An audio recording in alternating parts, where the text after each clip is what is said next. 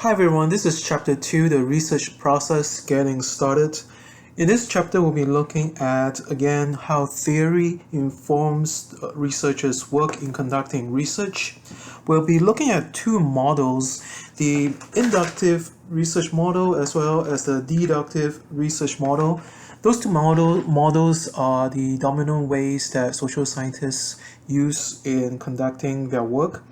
And we'll be looking at how do we find information, scholarly sources or information to help us prepare the literature review or in preparation of conducting a research. So we'll be covering those grounds today in today's class. This is a recap of what we have been talking in chapter 1, where we've talked about how theory and research have a very close relationship. They inform each other. And so, what is research? Again, research is the foundation of finding information. We learned in the last chapter that research essentially is about setting questions and then finding data or information, interpreting those data to answer those questions. So, research is the basis of developing and challenging theory. And what do we mean by that? Firstly, we develop theory from research. It is through multiple researchers' work. It could be experiments, could be observations, various forms of research that they've conducted over a long period of time to develop some simple propositions, the relationships between those propositions, to give us a theory to explain or to help us understand phenomena that would about the world around us. Of course, in communication research, we are interested in the human interactions, the human behaviors. And so those theories, communication theories, help us to understand, to help us make sense of those human behavior. Research also allows us to challenge existing theory because as time passes, things will change, situations, settings will change, and that might create gaps in how previous theories were theorized or presented or studied by previous researchers. So research is something that is ongoing, is constantly changing the way we understand the theories that are around us, that we are studying in our communication theory courses, as well as the ones that we understand from reading broadly in the scholarship and the literature.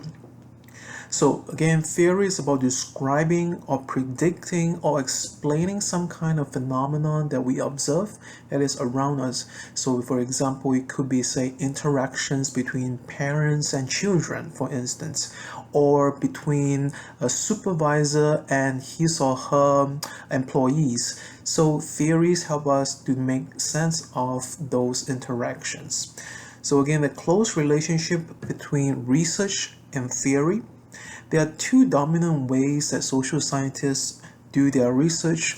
The first kind is the deductive reasoning, based on deductive reasoning. And in the future slide in today's lecture, you'll see the deductive research model. And you have that same model in the textbook as well. And you will also be able to see the inductive research model also in this chapter as well, and it applies the inductive reasoning. And we'll cover more grounds on those two models as we get to those points in today's lecture. So in order for us to develop theory, we want to understand, describe the events that we observe, or as we have talked about in chapter 1, things that we can observe either by seeing or maybe by hearing or by measuring, okay, by counting. All right, so by creating some kind of explanation of what we observe or what we see or the things that we can count or hold on to or hear, we are creating or developing those theories. Generally, we move from very specific events to be more generalized. So can be an instance about, say, a particular organization, about how a supervisor or a manager communicates with his or her employees. So it can be a very specific study at a specific organization or a company, and then we generalize the findings to other companies that might be of similar size or of in the same industry. You'll notice that we say we generalize it because we are doing our study on a specific community or a setting, and then we broaden the application to a broader population that bears similar characteristics to the setting that we studied.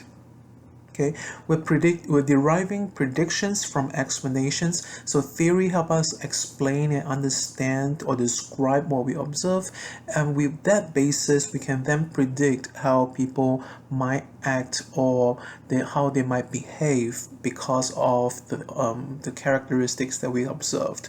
So again, if we say that if there is free food and most people would go to a location or go to a place when there is free food, then the prediction is that the presence of that free food that will attract.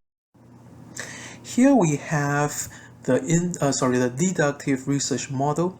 The deductive research model applies the deductive reasoning as we saw on the previous slide.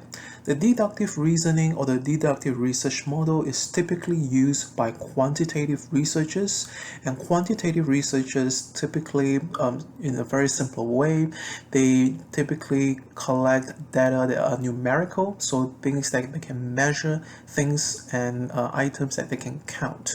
So first of all, when we are applying a deductive research process using a deductive reasoning, we can start right here to help us go through this cycle. All right, so we identify a research problem.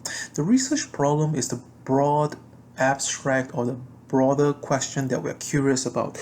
It may not be informed by the scholarship that has been done on that phenomenon, on that event, but it's a broader question that makes us curious in broad strokes.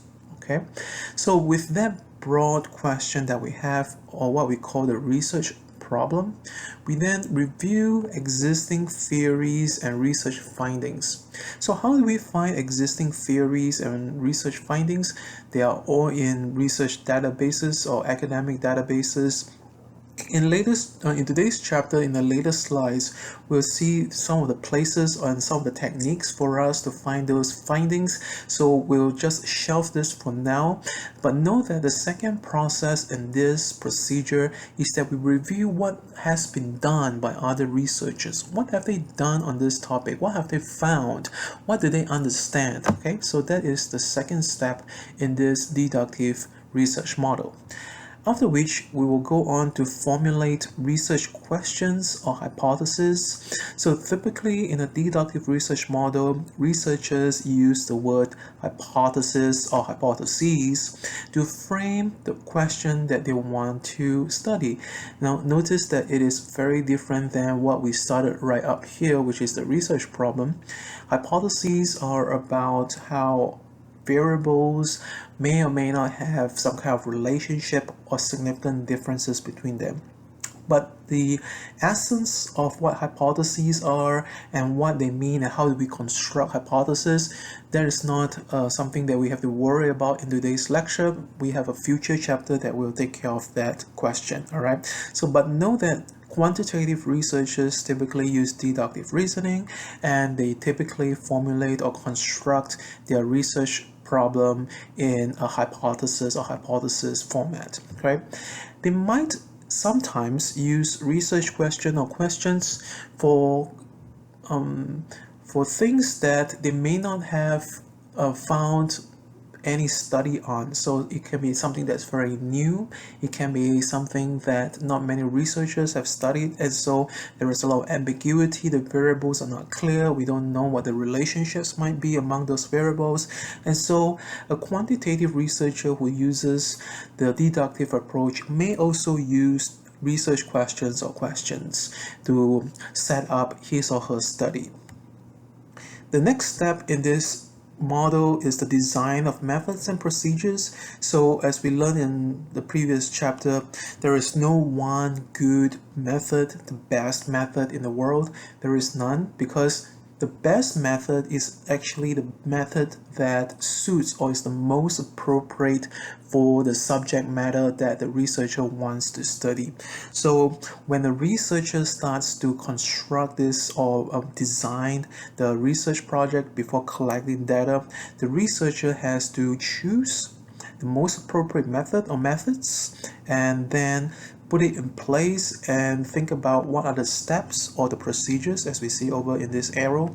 What are the steps in this procedure that the researcher has to follow in order to very systematically and scientifically conduct his or her study on this project.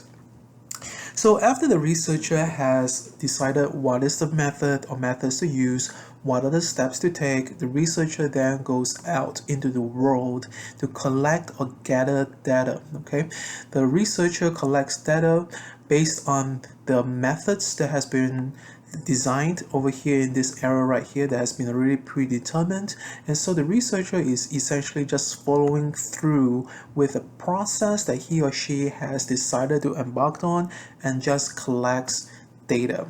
Okay, once the researcher gathers sufficient data, either because of the sufficiency or the volume that he or she needed prior to embarking on the data collection, or maybe based on circumstances at various points, then it's time that the researcher ends the data collection and moves, and he or she will move into the next phase, which is to analyze and to interpret the data that was collected. All right, so the researcher makes sense of the data that's been collected, makes sense of it, interprets what it means, and then shares those findings with maybe his or her colleagues who might be on the same research project, or maybe his or her colleagues who might be in other projects but are curious about the project that has been done. All right, so oftentimes this is the point in this arrow at this stage.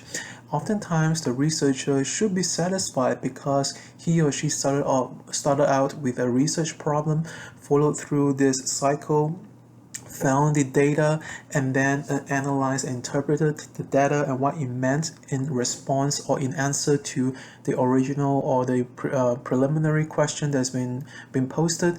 So there should be a point where the researcher says, good, I found what I needed to find, and okay, I'm happy now. But oftentimes researchers might have other future thoughts based on what they have found, and so that's the heuristic aspect of doing research. Researchers might ask new questions. By asking new questions, the researcher might take the study further in a new direction or a deeper direction in what was originally set off at the beginning. Over here we see the inductive research model, and so as opposed to the previous slide we saw the deductive model. In the inductive model, it's typically used by qualitative researchers, and qualitative researchers typically do not collect data that is exclusively numerical or based on numbers. So again, very similar steps, but there is one difference, and you'll notice this at the end of this presentation on this slide, is that the researcher starts off with a similar process. There's a research problem, and the researcher considers if there is existing findings that might be able to shed light or to explain or answer the research problem. Because if there are existing findings that can already answer that research problem, then hey, there's no need to go through the entire cycle. All this hard work right here, there is no need to, because information is already out there. So if the researcher can find it and is satisfied that original or preliminary question, that's good. There is no need to continue.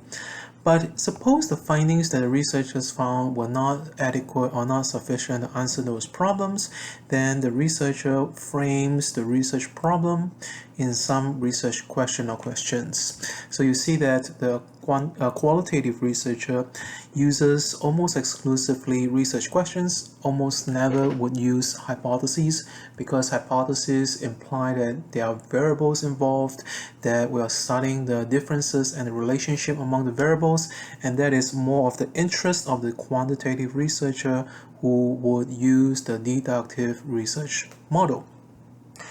So after we have designed the research question or questions, we would then again choose the appropriate methods and then the appropriate procedures that follow those methods.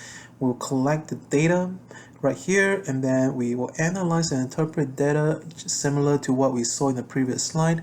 But the main difference between this model and the previous model is right here. This final step right here is that the inductive reasoning or the inductive researcher develops theory at the end of his or her study, and by developing theory at the end of it, it is a way of synthesizing or making sense of the data that's been collected in relation to the literature or scholarship that has been done that we can see over this step. So we see that theory is involved in both this model and the previous model. We see the tight relationship between theory and research. Our keynote for us here is that the place where theory appears in the inductive research model is at the very end, usually the last stage, whereas in the deductive research model, the theory is oftentimes the second stage or early in the process of shaping the research. So again, inductive research can also trigger new questions or new thoughts for the researcher to ask, and if that were to happen, then the cycle starts anew and the researcher starts again with this cycle. How do we find or how do we construct our research problems? Typically, it can be from theories, so theories that we are familiar with, theories that we have studied in the theory class or other classes that we have taken. It can be based on experiences, our personal experiences, things that make us curious. So maybe say, why do teenagers like to be on social media? Why are people so interested in doing everything on their smartphones or their cell phones? So it can be based on some kind of experience that you have gone through, or maybe your observation of other people. It can be based on current events, so things that you read on the newspaper, or maybe some kind of magazine that you subscribe to, that you read somewhere. Things that are happening around us, maybe locally or or internationally, things that happen around us. So typically, researchers draw their inspiration for what kind of research project to do, or the ideas that undergird their research based on one or several combinations of these sources. So after we have looked at these possible sources that might inspire the research question or ideas for us to work on, then how do we know that the research is a communication research? Well, first of all, we want to make sure that we do not make any assumptions in our questions. So making sure that we think thoroughly about a research question that we're trying to study or propose, or I should say the research problem that we're trying to propose to do. So what are the assumptions in there? So like earlier in this presentation or lecture, I said about when there's free food, that will attract people to show up. So the assumption is that people are attracted to free food. People will go there because they want free food. Is that true? Generally, probably true. But what is the assumption? The assumption might be people like free things. So that's the assumption. But is the assumption always true in all situations? So that's a question mark. That's a question for us to think about as we construct our research problem.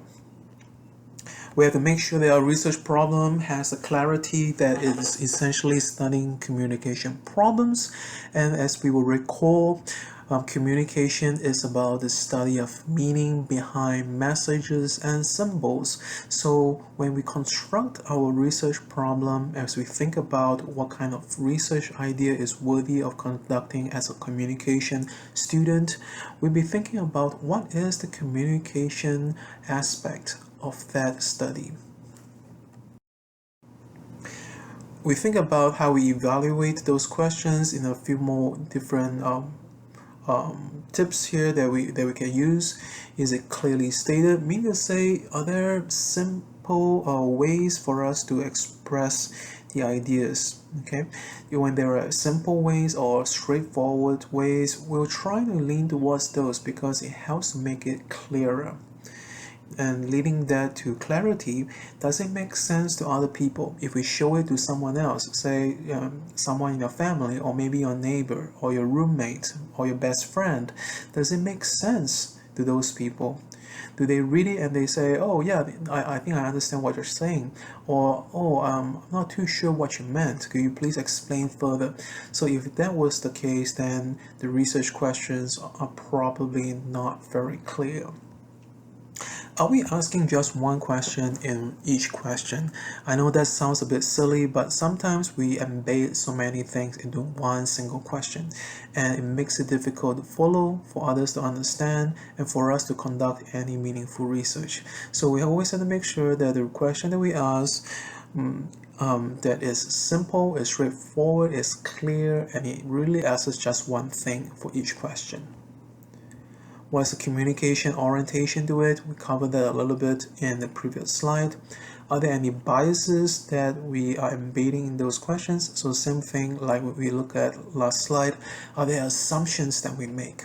Assumptions that we think that it must be true, but in reality, it may or may not be true in this setting or the context that you are trying to study. Is a research question framed in a way that we can collect data? Okay, so we mean to say, is it empirical? It is only empirical if the data that we're going to collect can be observed and or can be measured. So it's only when we can collect them, we can make sense of them, synthesize, analyze them, that we can consider them as empirical. Do we have the time and the resources to work on the data that we collect? Because if we do not have the time to make sense of, to analyze the data, then it is probably as good as time wasted, because you're spending lots of time designing the study, collecting the data, but no time to make sense of it or to digest what we have found. Who will be interested in the study? Most of the time we are probably the first audience who are interested in that study, but are there other people who might be curious or who might also like to find out the findings of the study? If so, then that study will be interesting and is also applicable and relevant to those other people. How could the information be used? Meaning to say, the analysis and the findings from a study, how is it applicable? How can it be useful for yourself, the researcher, as well as other people that you hope to share the study with? Where can we find scholarly findings? We look at the deductive and inductive models. We talk about finding research findings that are being done or as well as presented publicly by other researchers. So a number of sources and outlets that you can turn to: scholarly journals, and here is just a small list of scholarly journals or books that are produced by communication researchers. You'll find a similar list, or actually a much longer list, on the chapter of this book, chapter 2 on page 25. You see a much longer list over there, where you can see that there are other communication scholarly journals as well as books that comm scholars publish their work. You can also find them online these days. It's much easier to do that.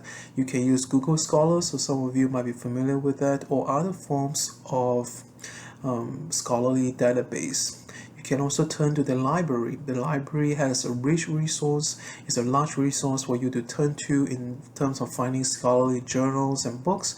So that's also a good place for you to find other researchers or other communication or other field researchers who have done work similar to the research problem that you are curious to find out more on. And as you gather information based on the findings of other researchers' work, you may adjust your research question, or you might tweak it, or you might have a completely different research question because the findings that you found based on other people's work already answer the questions that you had. So since they have already done the work, they found information that answer your questions, there might not be a good reason to continue spending time doing those studies, and therefore you might either end the process because you already found the answer and you're satisfied with that, or you have new thoughts about how you might want to ask other questions relevant to the preliminary question that you had. When we find the articles or the scholarly journals that we found that are applicable to our study, we typically first look at the title. Does the title seems related to what we are interested to read? And if so, we probably will spend a few moments to look at the abstract. Abstracts are very well written, typically well written and condensed summaries of the research article. Research articles can typically range along a number of pages, so if you don't want to spend some time reading the whole article and realize it doesn't really help you in answering your research problem, then it is okay to spend maybe 1 or 2 moments to look at the abstract, which is usually half or 3/4 page on the first page, to see what the researchers wanted to study and the findings that they can share with us.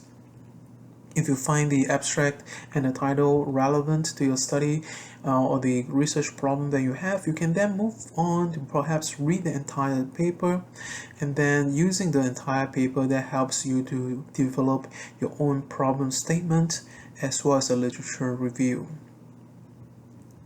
Sometimes when you read journal articles, you will notice that there might be 1 or 2 or a small number of researchers who seems to always write this on the same topic.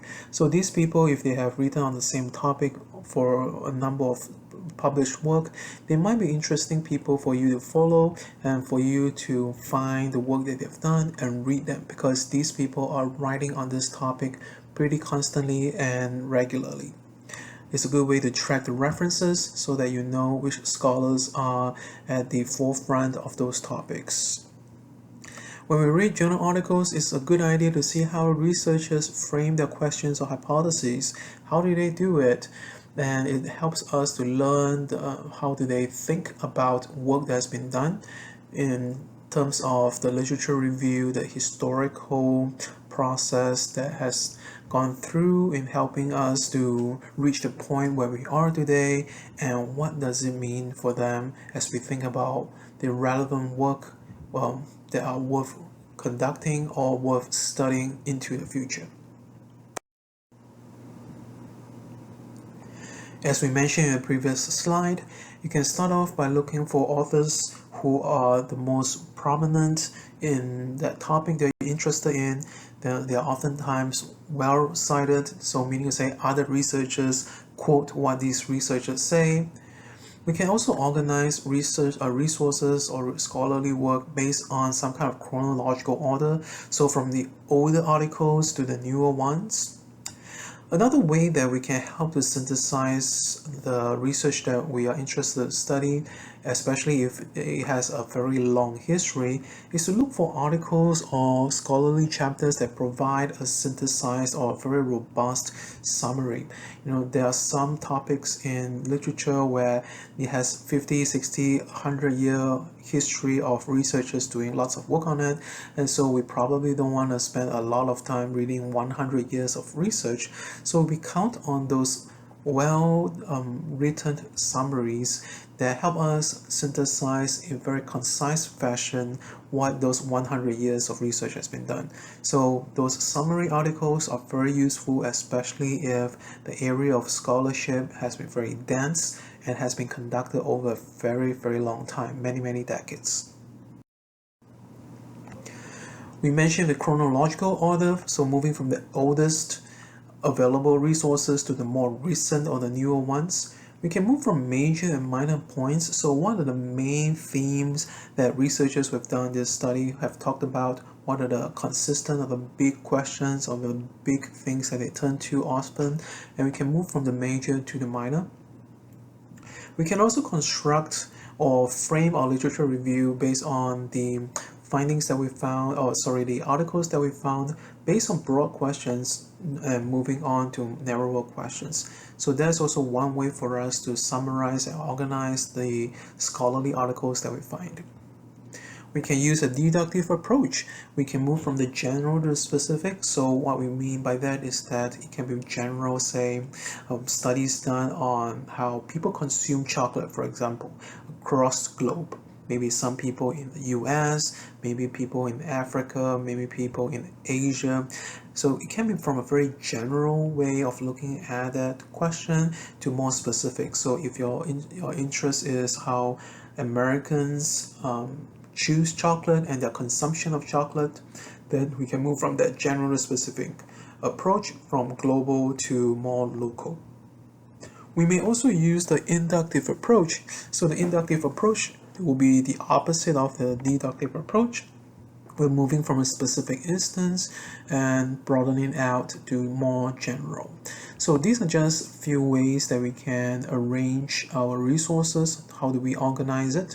There is no one approach that is the best, but we got to see what kind of topic that we are studying, the amount of work that has been done on that topic, and which of these approaches might make most sense to help us go through or think about the historical work that has been done on that topic.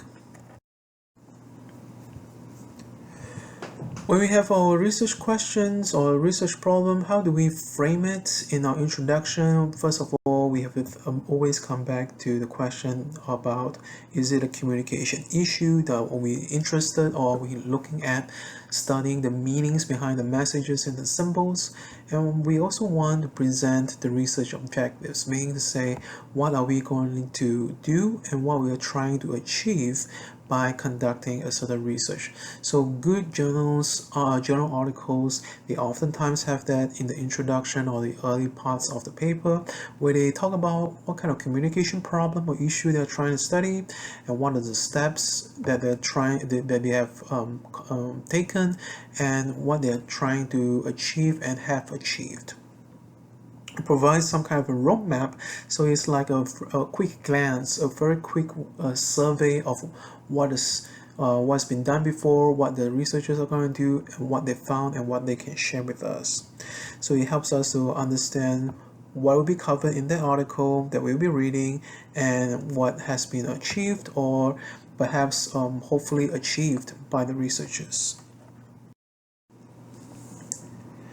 A good literature review would include one or more of these possible suggestions here. Again, you don't need to, or we don't expect in most work to have all of these points being met, but maybe one or two or most of it. So again, good ones will probably have as many of these points met, but there are some good literature review that might have just hit on one, two, or just several of these points. So some of the take-home message about good literature review would include things like involving the latest research, what are the most recent findings, development of that topic. Good literature review will usually almost always include that. They always include some kind of analysis of previous researchers' work. So what has been done before? What have our previous researchers understood about this question? And then by understanding what other researchers have done before, we can then find gaps or places where there are missing information or missing insights that we can then conduct our study to fill that gap. We can develop new arguments because of how things might have changed over time, and how by creating a new argument that helps to set up the stage for the possibility of creating new work to help us fill those gaps right here. And we also try to construct some kind of relationship to understand how the future work connects with previous work. And so by making that connection, creating that bridge, it helps to make sense why we are doing the work to extend existing knowledge. Ways to organize literature review. We have kind of touched on chronological and the general to specific approach. We've not quite talked about contrast and comparison. We can use this approach by comparing literature reviews, especially if there is a body of study that has one side saying this, but there's another side saying something else. Then we can construct that narrative, construct that contrasting points of view between A and B, and then that is a way to organize the literature review. We can also use the trend identification approach, so seeing how the pattern, how the scholarly community has evolved over time in talking about that topic.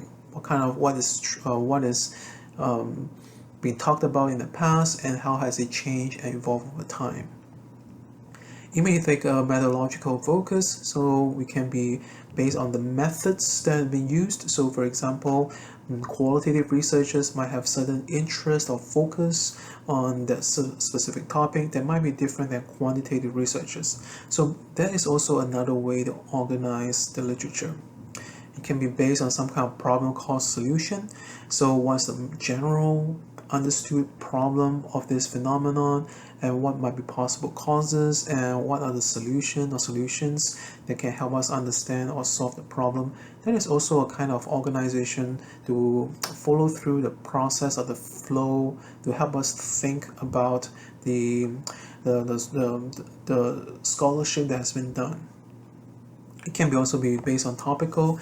So again, topical can be quite broad. For example, say this is studies done in Africa, and this is how those researchers understood the question in Africa, and this is how it's done in Asia, and this is how they understand it, and this is what they found. And then we can also move from the topical and make some comparisons. So there are a number of ways that we can organize literature review. There's no one best way to do it. It depends, again, the literature, the volume, what is involved, the density, and then the complexity of the study, and then we will then have to choose one of these or perhaps other approaches that will make the most sense. We'll conclude our literature review by summarizing what we have learned, and we may also present those research questions and hypotheses in this fashion. Oftentimes, researchers at the end of a literature review, they might enter H1. Sometimes it might not have a space, it might just be H1 without a space, or H2. What H means is hypothesis. So what hypothesis will be the relationship that they're predicting that exists between the variables. So they construct those research, the research problem in condensing it as hypothesis, or they might do RQs, so they can be an RQ1, RQ2, and so on and so forth, additional RQs to lay out each research question that the researchers are going to focus to do their research on.